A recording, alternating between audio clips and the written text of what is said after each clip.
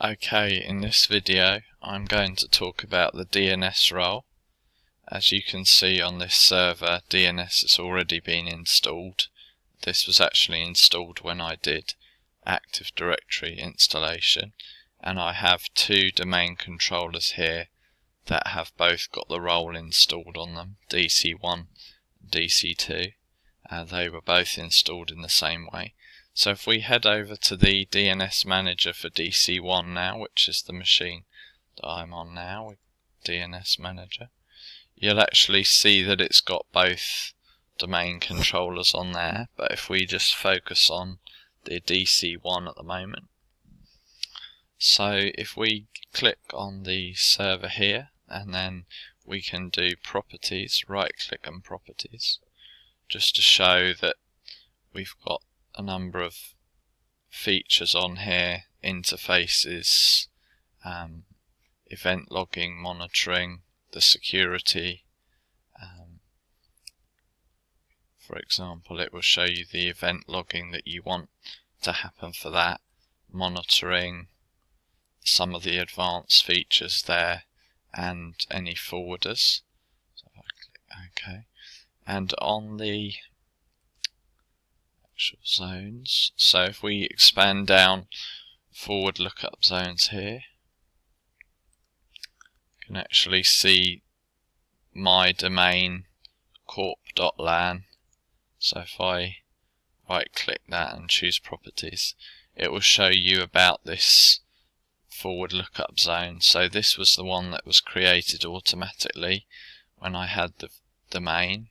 So you can see it's running, it's Active Directory integrated, and it actually replicates to all DNS servers in this domain. So for me this will be DC2. You can change these here, store in Active Directory, and you can also then change the replication. Now for the primary one here, the my domain, the forward lookup zone for that one, I'm not going to change any of these settings because having it integrated into Active Directory is a good idea for that.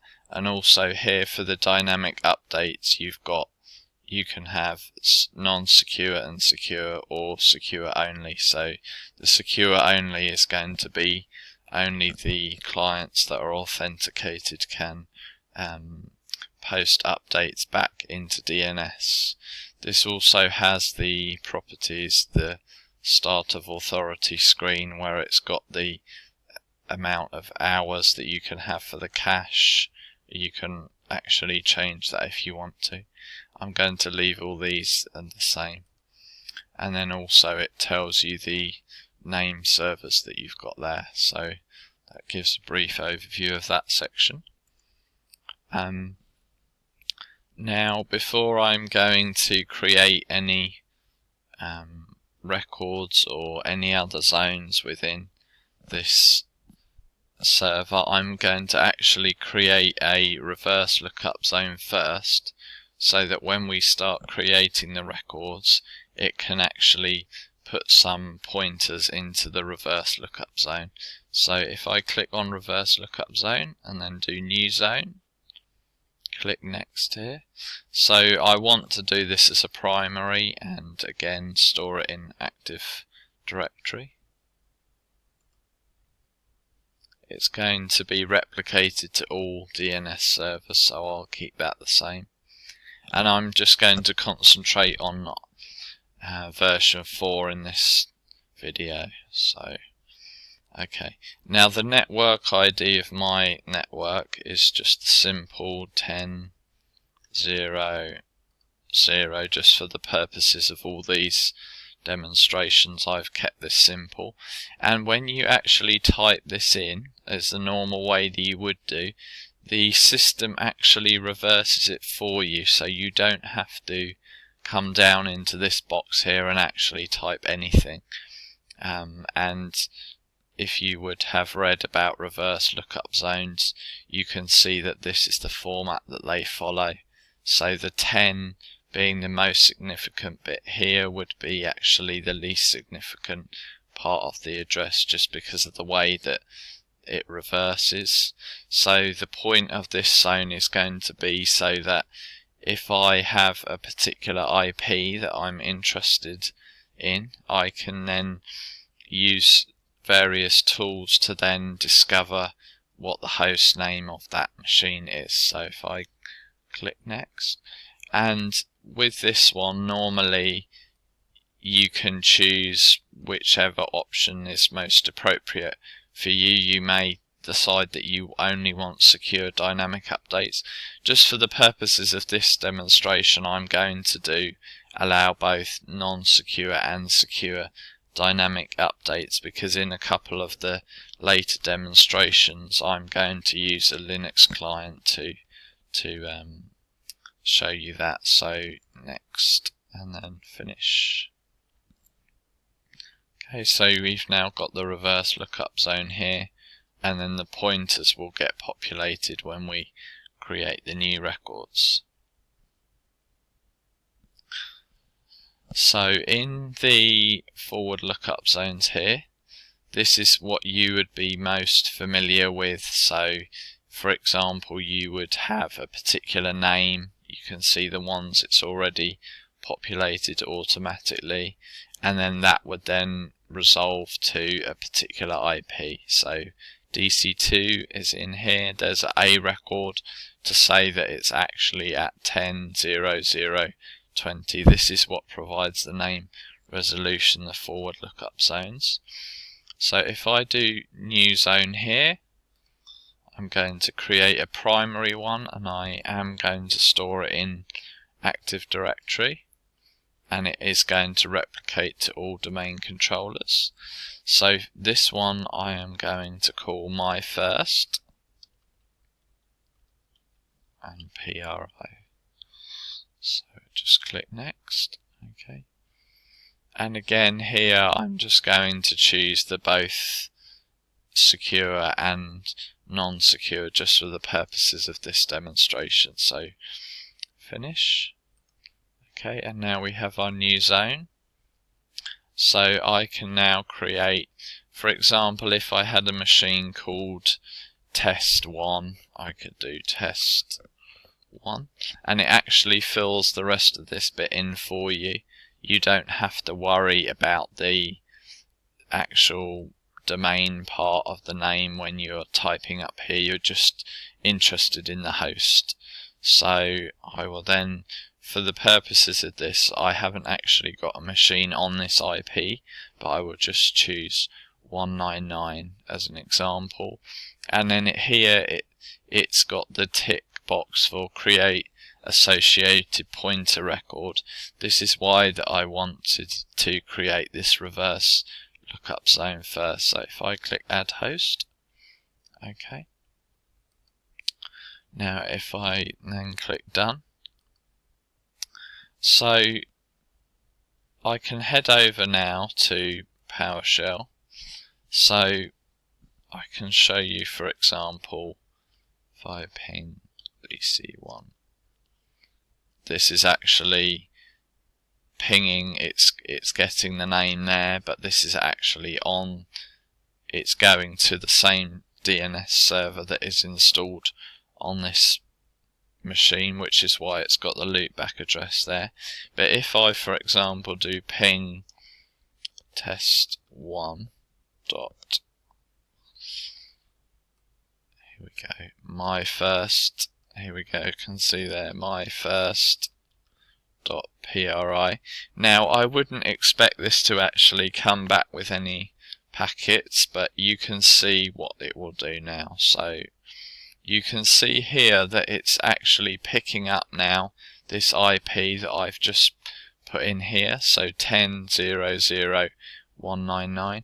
Okay, it's going to be unreachable, but that's just because it's for an example and I haven't actually got a machine running on that one. For example, if this was a real life scenario, you would put obviously the IP of an address that is up and live in there. Okay, so that's showed you an example. The first primary zone that we've done there on a forward lookup zone. So I'm just going to actually create one now that is not in Active Directory. So if I go over here to forward lookup zones and I do new zone, and this time I'm going to untick the box store the zone in Active Directory. Click next. So I will call it no ad.primary.pri, sorry. Next. Okay. Now here, this is where you're going to actually create a zone file as opposed to having it embedded or integrated into Active Directory. So you're going to need to give it a file name. So I'm just going to accept the defaults there. Next. And then here it's got do not allow dynamic updates. So just next onto there. And finish. Okay. So if we now go into here, we can, for example, do new record. So I'm going to be doing a new host record, an A record, and I'm going to call this one just simply Linux, because I've got a Linux client machine that I'm going to test this with. And I know from earlier that it's been given this IP address 150, so and we can add that there now. Okay.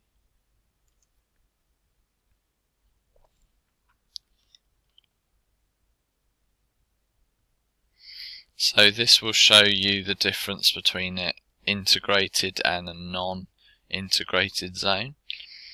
So if I head over to Windows directory on the C drive of the machine and into System32 and then DNS, you can actually see that here there is a file which has just been created and that is actually called noad.pri.dns, the one that we had there. So if we take Notepad and then have a look at this, you can actually see how the actual file would look. There's various information up here about the database itself, but what I'm interested in is with the zone records, it's created there one called Linux and it's given it an address of 10.00.150. So this is, for example, if you had a machine that was part of your environment but wasn't part of the Windows domain, for example a Linux web server or anything else that you want to think about having.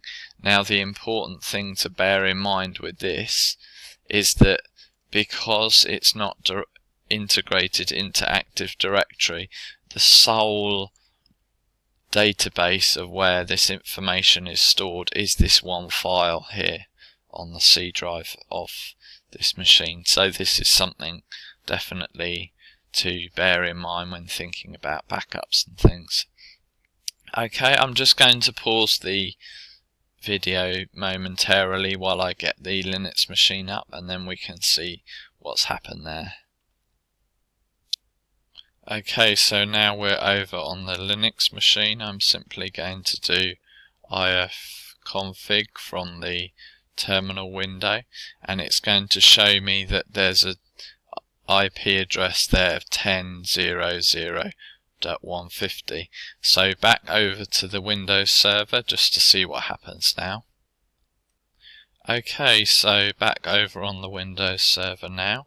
If I do ping linux.noad.pri, should hover over to that zone, and we can see now that it's picking up the 10.00.150 and then it's actually coming back with packets back now, so we can see that this demonstration has been successful.